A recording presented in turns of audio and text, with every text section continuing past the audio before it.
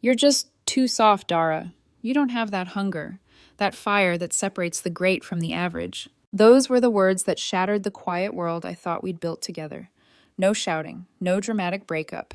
Just that a diagnosis delivered with surgical precision like a trainer critiquing poor form. I remember staring at him, the man I loved for 4 years, wondering when my warmth became his weakness. My name is Dara Wallace, 29 years old. For most of my adult life, I thought being dependable was enough, showing up working hard, being kind. But apparently kindness doesn't count as currency in Ronnie's new world. It all started with Apex Fitness, a sleek glass fortress with steel walls and an army of mirror-gazing disciples. Ronnie joined it to push himself, he said. At first I was proud. He'd always cared about fitness, but this time it felt different. He began talking about someone named Mia Sanders, his new personal trainer. At dinner, between bites of grilled chicken and sweet potato, her name kept slipping out like a secret prayer. Mia says my recovery's trash because my protein timing's off. Mia says discipline is freedom. Mia says comfort kills ambition. At first I laughed. Does Mia also say humans are allowed to have dessert? He didn't even crack a smile. Dara, that mindset is exactly why people stay average. Average. The word landed harder than he intended, maybe even harder than he realized. I'd always believed our relationship was built on balance, his energy, my calm. But now it felt like he was pulling away, like my very presence slowed his stride. The change was slow, like erosion. He started labeling our dinners as macros, not meals. Our weekends stopped being about movies and markets. They became recovery sessions. Every conversation was a sermon on optimization. He'd look at me across the table, not with affection, but with analysis, assessing my habits, my posture, even how long I slept. One night I cooked seared salmon with roasted asparagus, something he'd once requested weekly. He walked in after his alpha conditioning session. Shirt soaked in sweat eyes, wired from adrenaline. He sniffed the air and frowned. What's the fat content on this? It's salmon, Ronnie. It's healthy. Healthy isn't a macro, he said already, pulling out his phone to log something. Mia says if you're not tracking, you're just guessing. I stared at him. We used to eat food, Ronnie, not numbers. He gave a small, pitying smile, the kind you give to someone who doesn't get it. It takes a level of discipline, Dara, you wouldn't understand. You've never had to push. He didn't notice that my hand trembled as I set down the pan, or maybe he did, and didn't care. That night I lay awake beside him. He was scrolling through his phone, laughing softly at something. I turned my head just enough to see a photo on his screen. Mia sweat slick and smiling mid-lift. His comment, "Power looks good on you." Something small inside me broke, but I stayed silent, because I still believed silence could fix things. I'd always been the quiet one, the listener, the anchor. But that night my silence started to feel like consent. The next morning I watched him dress. Every movement was purposeful, efficient, like he was auditioning for a commercial about discipline. I asked carefully, "Are you and Mia close?" He paused only for a second, just enough for truth to flicker across his face. "She's my trainer, Dara. Don't make this something it's not." "Then why do you talk about her more than us?" His jaw tightened. "Because she gets it." He left before I could reply. The door closed with that same soft finality that later became familiar, not loud enough to start a fight, but quiet enough to end one. I spent the day replaying his tone in my head, because that's what I do. I analyze, I overthink, I try to understand the hurt before I react to it. By evening, I decided maybe I was being paranoid. Maybe I just missed us. So I planned something simple, sushi at the new place downtown, something that might remind him of normal life, of laughter and light. I drove to Apex Fitness to surprise him. The place was buzzing, steel-clanging, techno-pulsing air, thick with cologne and ego. Through the glass wall, I spotted him instantly. And her, Mia. She was spotting him on the bench press, her hands steady on the bar. He racked the weight, and she leaned in, whispering something that made him laugh. Too close. Too familiar. Her palm lingered on his chest, and he didn't move it away. I didn't go inside. I just stood there, watching through the window, invisible. He looked alive in a way he hadn't around me for months, and that hurt more than anything. That night I chopped vegetables harder than necessary, the knife thudding rhythmically against the board. When he came home, I didn't look up. "We need to talk," I said. "Okay," he replied, tone flat, like I was a coworker asking for a performance review. I turned to face him. "I stopped by Apex today." He froze for just a second, then recovered. Why I was going to surprise you. Dinner plans. I let the sentence hang. You didn't see me, but I saw you. With Mia. His chin lifted slightly defensive, not ashamed. And are you sleeping with her? He laughed once low and dismissive. God, Dara, you always twist everything. Mia's the kind of woman who pushes me. You wouldn't get that. Pushes you. My voice cracked. Into what arrogance? That's when he looked at me like I was something small, something beneath the vision of greatness he'd built in his head. You're comfortable, he said quietly. You play it safe. You're a solid 6 out of 10 on your best day. The words didn't hit all at once, they seeped in slow and poisonous. 6 out of 10. Like I was an assignment graded by his new religion. I wanted to scream, to throw something, to make him see. But instead I just whispered, I thought love wasn't a competition. He smiled, soft, cruel. Love is easy. Excellence isn't. He walked out of the kitchen, shaking his head. I stayed behind, staring at the untouched plates of food. The same salmon, the same asparagus, suddenly tasting like failure. When I finally moved, it wasn't anger that guided me. It was clarity. I washed my hands, wiped the counter, and stared at my reflection in the black microwave door. I didn't see weakness. I saw someone exhausted from trying to prove her worth to a man addicted to mirrors. That night, he slept soundly beside me, breathing deep and even. I lay awake wide-eyed until dawn. By morning, my decision was made. If he wanted someone who'd push him to the edge, he could have her, but I would not stay to watch him fall. If he needed a 10, I whispered into the empty air he'd have to find her somewhere else. The next morning, sunlight cut across our apartment like a blade, sharp, unforgiving. Ronnie was already gone, probably at Apex for his dawn grind. His side of the bed was cold, the sheets crisp and perfectly tucked, like no one had ever slept there. It hit me how easy it must have been for him to erase me from his routine. I got up, made coffee, and stared at the mug in my hands. It was chipped, a small crack near the handle from when he'd accidentally dropped it last year. He'd kissed my forehead then and said, "Don't worry, I'll fix it." He never did.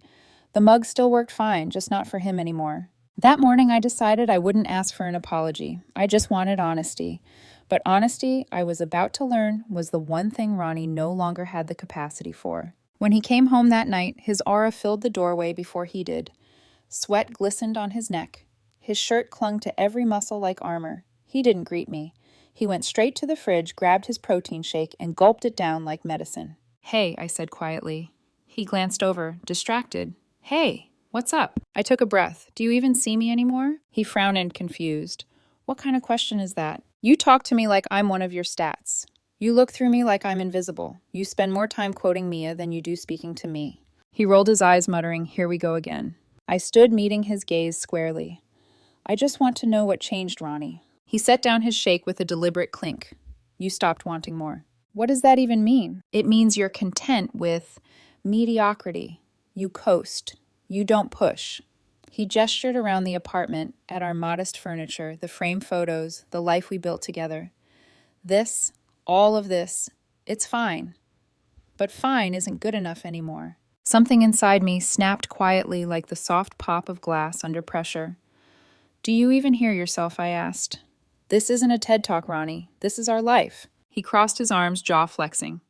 "I can't explain it to you, Dara. You just don't get it. You don't have that drive. Because I don't live at the gym." He laughed, not kindly, but in disbelief. "Because you don't live for anything anymore." I froze. "I live for peace, for joy, for the things we used to have." "Peace," he repeated like it was an insult. "Peace is what people settle for when they've given up." I swallowed hard. "And obsession is what people call purpose when they've lost balance." His eyes darkened. "That's exactly what I mean, that mindset. That softness. You'll never understand what it's like to push past limits." Then came the words that would replay in my head for weeks. "I need a real woman who pushes her limits, not someone content being a 6 out of 10. It was like he'd slapped me, except worse because it was calculated. He said it without raising his voice like he truly believed it was a statement of fact. I felt the air leave my body. A 6 out of 10. "Don't twist it," he said, exasperated. "I'm just being honest." Honest. The word dripped with cruelty, disguised as truth.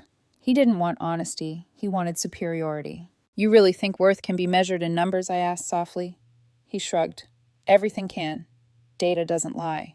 That's when I realized he wasn't speaking to me anymore. He was quoting someone. He was quoting her. Silence filled the space between us. not the comfortable kind we used to share, the one that came with familiarity and warmth. This silence was brittle, like the air before a storm. I turned away from him and picked up the chipped mug from the counter. It trembled slightly in my hand. "Remember this?" I asked. "You said you'd fix it." He looked at it uninterested. "It's just a cup, Dara." "No," I said, "it's a reminder." He frowned. "Of what?" I met his eyes, voice steady. "That you only fix what makes you look broken." For a moment, something flickered in his expression. Surprise, maybe guilt. But then he hardened. "You're being dramatic." I nodded slowly. "Maybe. Or maybe I'm finally seeing clearly." He sighed, already done with the conversation. "I'm not doing this right now. I've got an early session." And just like that, he walked out again. Door closing softly, always softly. That night, I sat alone at the kitchen table, staring at the empty chair across from me. It was strange how absence could take up so much space. I wanted to cry, but the tears wouldn't come. Instead, I felt hollow, like I'd already been erased. So I reached for something else control. Not over him, but over myself. I opened my laptop, found a new apartment listing, and sent an inquiry before I could talk myself out of it. Then I packed one small suitcase. Just essentials, a few clothes, my journal, the chipped mug. Everything else could stay here in the shrine he'd built to his perfection. As I zipped the suitcase shut, I caught my reflection in the dark window. Tired eyes, mascara smudged, shoulders trembling. But beneath that exhaustion, I saw something fierce awakening, something steady. I whispered into the dim room, "If he needs a 10, he'll have to find her somewhere else." And for the first time in months, I smiled, not because I was happy, but because I knew I was finally done auditioning for love. Moving out wasn't the dramatic storm I once imagined it would be. No shouting, no tears, no desperate pleas. Just quiet, deliberate motion, the kind that comes when grief finally burns itself out. I waited until Sunday morning. Ronnie always did alpha endurance on Sundays, 2 hours of cardio weights and ego at Apex Fitness. By 7 a.m., his water bottle and gym bag were gone. By 7:05, I was on my knees packing the pieces of a life that no longer fit me. The sound of cardboard flaps folding was oddly comforting. Every taped box felt like a sentence closing. I didn't take much, just the things that were undeniably mine. My books, my notebooks, my clothes, the old hiking boots from the trip where he'd once said he felt most alive. Everything else, the blender, the supplements, the mirrored scale, could rot in the temple he worshipped. I looked around our apartment one last time. It didn't feel like a home anymore. It looked like a showroom, sterile, sculpted hollow. The kind of place that photographed well but never felt warm. Maybe that was the perfect metaphor for him. I left the key on the counter beside the half-empty jar of peanut butter, his post-workout ritual, and whispered a quiet goodbye that no one would ever hear. My new apartment was smaller, older, quieter.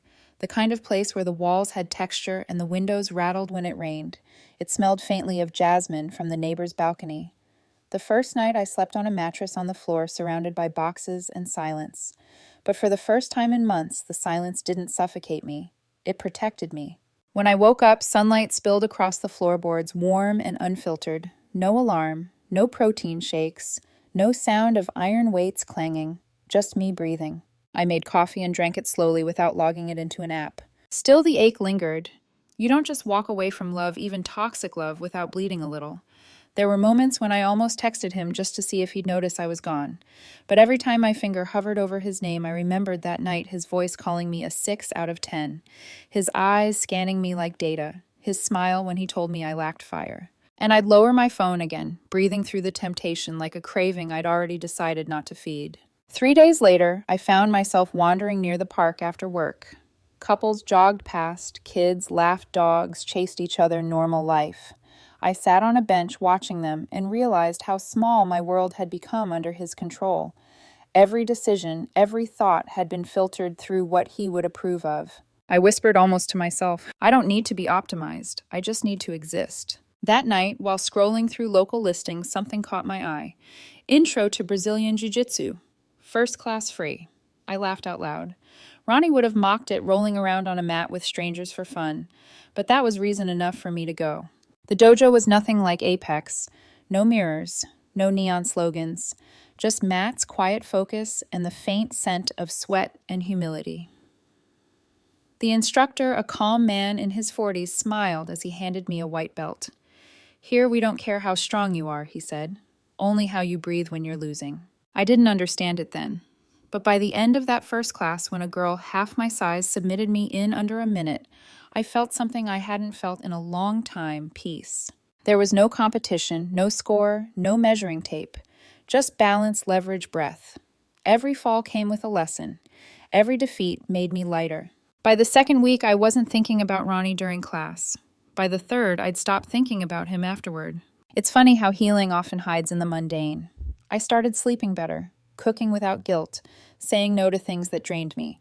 Some nights I'd walk home from training sweaty and exhausted, and I'd look up at the city lights, the same ones that once reminded me of him, and they felt different, like they belonged to me again. One evening, I found an old photo of us, the hike at Grey Rock Peak. We were covered in dust, laughing arms, wrapped around each other. I almost deleted it, but instead I slipped it into a drawer. Not out of nostalgia, but as a reminder of how even good memories can become poison in the wrong hands. A month passed before his name resurfaced. It came from a friend Ben, one of Ronnie's gym buddies, who'd stayed friendly with both of us. "Hey, Dara, just giving you a heads up. Saw Ronnie and Mia at Whole Foods. It was weird." She looked terrified. He was lecturing her about peanut butter, like actually scolding her over the label. I read the message twice. The image was absurd, yet disturbingly familiar. Ronnie dissecting someone's worth over a jar of protein spread. Same script, new audience. I typed back, "Thanks, Ben. I'm fine," he replied. "I figured. Just thought you'd want to know." I didn't really, but part of me felt an uncomfortable mix of pity and relief. Pity for Mia, the new 10. Relief that it wasn't me anymore. Weeks later, another friend reached out, Lisa, from our old hiking group. She met me for coffee, eyes wide with unease. "Dara, I saw them at a barbecue. It was bad. He was talking down to everyone." Mia just sat there, barely said a word. "She's lost so much weight, Dara. I think he's, I don't know, breaking her." I stirred my coffee slowly, watching the steam rise.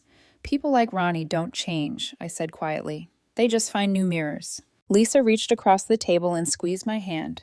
"You got out just in time." I nodded, smiling faintly. No, I woke up just in time. That night, as I locked my apartment door, I realized something profound. Leaving hadn't been the end of my story. It had been the beginning of a quieter one. No grand revenge, no comeback speech, just peace. A peace earned, not given. I poured myself tea, set the chipped mug on the windowsill, and looked out at the rain shimmering on the glass. The world outside was still noisy, sirens, laughter, life. But inside my little apartment, everything was finally still. "Peace isn't the absence of noise," I whispered. "It's the absence of needing to be heard." And for the first time, I realized I wasn't missing him. He was missing this. It started with a whisper, a name dropped into a conversation I hadn't meant to overhear. At the cafe near my office, two women in gym gear were gossiping, not cruelly, just curiously. The guy from Apex, the one who calls himself King Mode. I heard he got banned. My stomach tightened before my mind caught up. King Mode. That had been Ronnie's handle on social media. I stirred my coffee slowly, pretending not to listen, but every word landed like a stone. Apparently, there'd been an incident. Someone said he'd thrown a dumbbell. Another said he'd screamed at a client. The name Mia came up once quietly. And suddenly I wasn't hearing strangers anymore. I was hearing ghosts. That night when I got home, I opened my phone. Out of pure human weakness, I typed his name into the search bar. His once polished fitness page was gone, deleted. The king had fallen from his throne, and no one seemed surprised. I sat back, heart pounding. I should have felt vindicated. I should have smiled even just a little. But all I felt was tired. Tired for her, for the girl who believed his promises the same way I once did. I remembered how he used to say, "Pressure makes diamonds." Now it seemed that pressure had crushed everything around him instead. 2 days later, my phone buzzed with a message from Rachel, one of Mia's friends, someone I barely knew. "Hey, Dara, this might be strange, but could we talk?" Curiosity prickled, mixed with unease. When we met, Rachel looked like she hadn't slept. Her tone was hesitant, her voice low. "I shouldn't even be telling you this, but I think she's in trouble." "Mia?" I asked. "Yeah." Ronnie. He's controlling everything. Her schedule, her phone, who she talks to. It's like she's disappearing. Rachel looked down at her hands. "She told me once that you were the calmest person she'd ever met, that you used to make him laugh. She said she missed that version of him." The words hit like a bruise I didn't know was still there. "Rachel." I said softly that version of him doesn't exist anymore. Her eyes filled with tears. She's scared, Dara. He's not right. She tried to leave once, and he locked her out of their place with her things still inside. I sat in silence for a long moment, fighting the instinct to react, to fix, to help. But I knew better now. That path was a trap disguised as compassion. I'm sorry she's going through that, I said finally.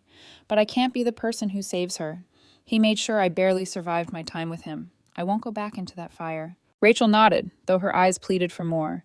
I understand, she whispered. I just didn't know who else to tell. We parted with a hug that lingered, two women both haunted by the same man in different ways. That night I dreamed of the mountain Grey Rock Peak. In the dream, Ronnie and I were back at the summit, but the sky was darker this time. When I turned to look at him, it wasn't Ronnie standing beside me. It was Mia, pale, hollow-eyed, clutching her phone like a lifeline. When I reached for her, she whispered, "You got out. Why didn't you warn me?" I woke up drenched in sweat. The city outside my window was quiet and different. I sat there for hours, watching the lights flicker like distant campfires, and I realized how survivors carry guilt even for storms they didn't cause. Weeks passed. The messages from mutual friends slowed, then stopped, until one night my phone lit up again, an unknown number. Dara, it's Sarah. I don't know if you remember me from Mia's book club. I remembered vaguely. Sarah had been kind, quiet, thoughtful. Her next words made my blood run cold. I saw her today, at a cafe. She was wearing sunglasses, but when she took them off, she had a black eye. She said it was an accident, but, Dara, I don't think it was. My breath caught in my throat. Sarah's voice trembled. She kept looking over her shoulder. She wouldn't meet my eyes. I'm really worried. I closed my eyes, gripping the phone so tightly my knuckles turned white.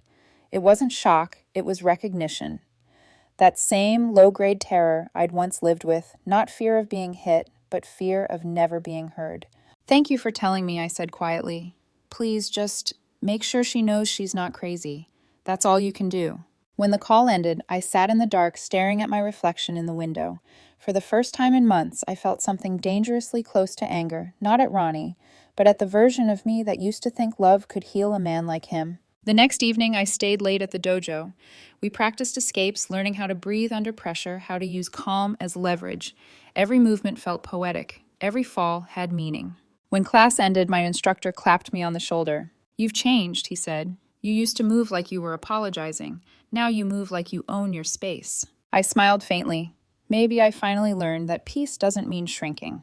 A few days later, another message came, not from Rachel, not from Sarah. An email. No name in the address. Just a jumble of letters and numbers. Subject line, you were right. I stared at it for a long time before opening it. The first line was enough to make my pulse quicken. Dara, it's Mia. Please don't delete this. The words that followed were frantic, desperate, and all too familiar. She talked about fear, about being isolated, about realizing too late that love wasn't supposed to feel like walking on glass. Every paragraph was soaked in regret and panic. I don't know what to do. He's watching everything. This is the only email he doesn't know about. I thought I was strong, but I'm not. I can't breathe here. Please, Dara. Please help me. My eyes blurred as I reached the end. You warned me. I didn't listen. I should have. You're the only one who will understand. I sat there frozen, not because I didn't care, but because I cared too much, and I knew caring could kill you if you weren't careful. I closed the laptop and let out a long, shaking breath. Somewhere in another apartment, another woman was living my old life, the same silence, the same isolation. But this time I wasn't the one trapped inside it. Her empire's collapsing, I whispered to the empty room, and I can't be her rescue plan. Still the guilt lingered like smoke, because I knew deep down that every kingdom Ronnie built would end the same way, with someone else paying the price for his crown. I didn't sleep that night. The glow from my laptop stayed on the entire time, Mia's email open on the screen like a ghost that refused to fade. Every line replayed in my head, her pleas, her panic, the echoes of things I'd once said myself but never dared to write. I thought it was passion, but it's control. I can't breathe here. Please, Dara, save me. That last line sat heavy in my chest, because she didn't mean help me. She meant replace me. Step into the fire so I can step out. And I couldn't do it. Not again. Not ever. I sat on the edge of my bed, hands trembling over the keyboard. The city outside was quiet, a rare, windless calm that made the night feel suspended in glass. Somewhere 2 blocks away, a siren wailed briefly, then faded. I opened a blank reply. For a long time, the cursor just blinked, a small pulsing reminder that I had a choice. The old me, the fixer, the caretaker, the empath would have sent comfort, would have driven across the city, knocked on the door, and begged Ronnie to be reasonable. But I wasn't her anymore. I had built peace out of ashes, and I wasn't going to burn it down for closure that wasn't mine to claim. I took a breath and began to type. To M. Sanders, subject, you were right. Mia, I read your message twice. Once with my heart, once with my head. The first time I felt everything you wanted me to feel: guilt, pity, the urge to help. The second time I saw it clearly: you don't need saving. You need to wake up.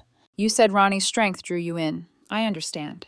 It drew me in too, but you mistook control for confidence and noise for power. What you're living now isn't love, Mia. It's worship of someone who only loves mirrors. You wanted a king. You got one.